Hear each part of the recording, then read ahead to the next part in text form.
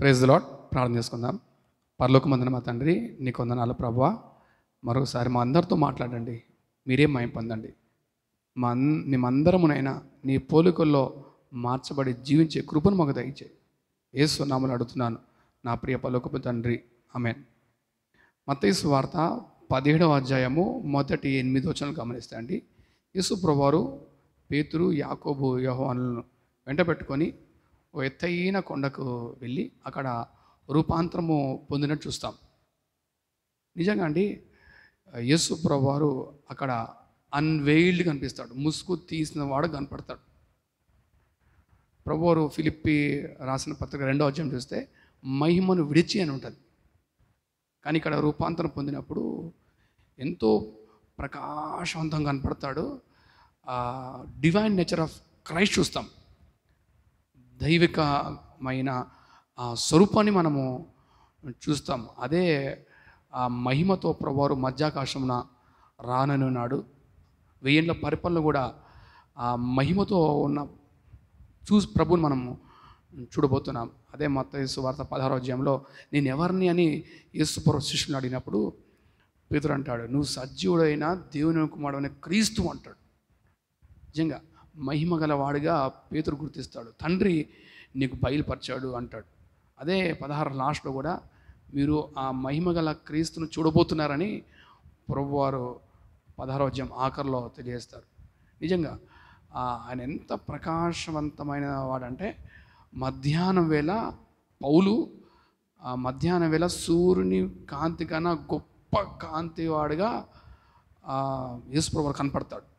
అంటే ప్రభువారు ఆ మహిమగల క్రీస్తుని మనము సూర్యుని వలె, వెలుగు వలె అని ఏదో కొద్దిగా చెప్తాం, కానీ పూర్తిగా మనం వివరించలేం ఆ మహిమగల క్రీస్తుని. అంత గొప్ప దేవుడు ఇమ్మానుయేలు, దేవుడు మనతో అని అక్కడ మత్తయి సువార్త రాయబడింది. మనతో ఉన్నాడు ఆయన, మహిమగల క్రీస్తు. So we are great. అక్కడ చూస్తే ముఖము సూర్యుని వలె ప్రకాశిస్తుందని, ఆయన వస్త్రం వెలుగువలే ఉందని అక్కడ రాయబడింది.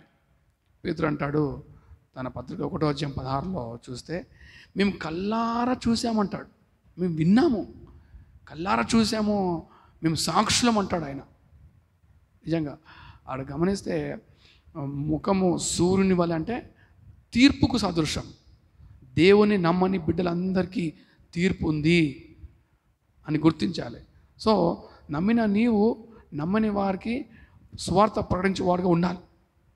ఇంకా చూస్తే ప్రభు యొక్క వస్త్రము వెలుగు వలె అంటే, వెలుగు అంటే పరిశుద్ధతకు సదృశ్యం. ఆయన పరిశుద్ధుడు కనుకనే పరిశుద్ధుడు నిత్యము ఆరాధించబడుతున్నాడు. అంటే దాన్ని బట్టి నువ్వేం నేర్చుకోవాలంటే, నువ్వు ప్రత్యేకంగా జీవించాలి, పరిశుద్ధంగా జీవించాలని ప్రభు దాన్ని బట్టి ఆయన వస్త్రం వెలుగు వలె ఉంది, దాన్ని బట్టి నువ్వు నేర్చుకోవాలి. సో ఆయన రూపాంతర అనుభవంలో అనేక అంశాలు ఉన్నాయండి. అక్కడ చూస్తే మోషే, ఎలియాలు వచ్చి యేసు ప్రభువారితో మాట్లాడుతుంటారు. ఏం మాట్లాడుతుంటే లూకాసు సువార్త 9:31లో చూస్తే అండి, క్రీస్తు ప్రభు యొక్క మరణం గురించి వాళ్ళు మాట్లాడుతూ ఉంటారు. ఇక్కడ మోషే, ఎలియాలు వస్తారు. ఎందుకు మోషే, ఎలియాలంటే, మోషే ధర్మశాస్త్రమునకు సాదృశ్యంగా ఉన్నాడు. ఏలియా ఎందుకంటే ప్రవక్తలకే ప్రవక్త ఎవరంటే ఏలియా. ఇక చూస్తే గలతీయులకు రాసిన పత్రిక 3వ అధ్యాయం 24లో చూస్తే అండి, ధర్మశాస్త్రం ఎవరి వైపు నడిపిస్తుందంటే క్రీస్తు వైపు నడిపిస్తుందని రాయబడింది క్లియర్గా. ఇంకా చూస్తే అపోస్తుల కార్యం 10:43 చూస్తే అందరూ పితరులందరూ ఎవరి గురించి మాట్లాడుతున్నారంటే క్రీస్తు ప్రభు గురించి. అంటే ప్రవక్తలందరూ ఎవరి గురించి మాట్లాడుతున్నారంటే క్రీస్తు ప్రభు గురించి మాట్లాడుతున్నారని గుర్తించాలి.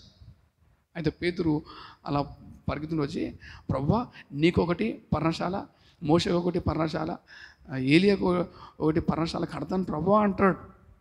మళ్ళీ తొందరపడతాడు. ప్రభువారు వచ్చింది ప్రాణం పెట్టడానికి, కానీ ఇక్కడే ఆ ప్రాణం ఎందుకు ప్రభువా, ఇక్కడే పర్ణశాల కడతాను, ఇక్కడే హ్యాపీగా ఉండొచ్చు అన్నట్టు మాట్లాడుతున్నప్పుడు ఆకాశంలో ఒక గొప్ప మేఘం వచ్చి ఒక స్వరం, ఈయన నా ప్రియ కుమారుడు, ఈయనందు నేను ఆనందిస్తున్నాను, ఈయన మాట వినండి అని స్వరం అండి.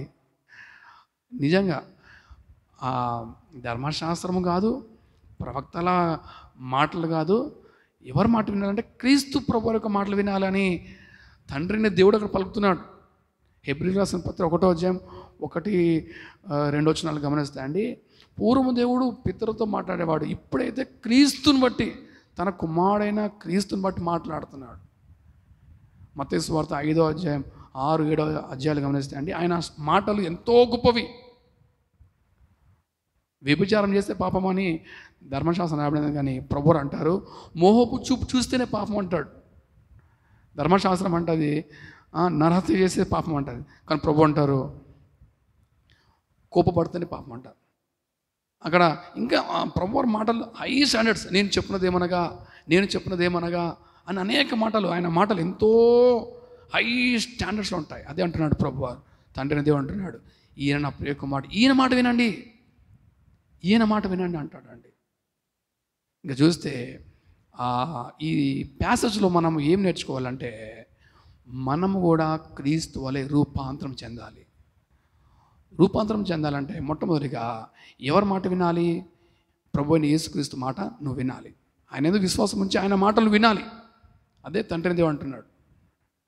రెండవది చూస్తే అక్కడ పేతురు పడిపోయినప్పుడు యేసుప్రభువు వచ్చి తాకి లెగు అని లేపుతాడు. అంటే రెండవది క్రీస్తు ఆత్మను కలిగి ఉండాలి. అంటే పరిశుద్ధాత్మ అనుభవం కలిగి జీవించాలి. పరిశుద్ధాత్మ నడిపింపుని కలిగి ఉండాలి. 2 కొరింథీ 3:18 చూస్తే ఆయన పోలికలో అంటే రూపాంతరం చెందాలంటాడు.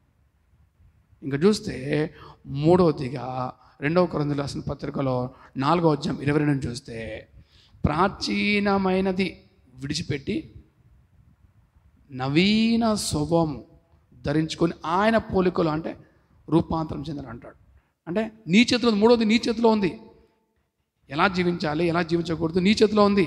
ప్రాచీన స్వభావము పాతదంతా విడిచిపెట్టి నవీన స్వభావం ధరించుకోవాలంట. నీ చేతిలో ఉంది. ఆయన మాట వింటూ పరిశుద్ధాత్మ నడిపింపు కలిగి పాత స్వభావాలు అన్నీ విడిచిపెట్టి నూతన స్వభావం ధరించుకుంటూ ముందుకెళ్తే నీవు కూడా రూపాంతరపు అనుభవం వస్తుంది.